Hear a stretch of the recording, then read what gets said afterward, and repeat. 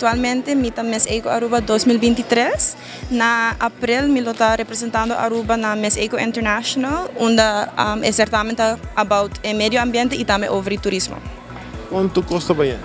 Tudo está bem great, me estou excited com me na Aruba, mas eu me vela tá assim ainda, me estou happy com me portei para sei, pero também me tem uma oportunidade aqui para promover Miss Eco e também Aruba, então para me por gather um tiki mais content para me por mostrar também na Miss Eco Aruba. Well, é aqui, mas eu Miss Eco está buscando gente para representar Miss Eco Aruba, então desde me decidi para escrever 2 anos passados, me tauta Miss Eco Aruba acaba, pero dori corona me não logra vai a fo, então aqui sim me tá a oportunidade, então me tô agradecido para isso.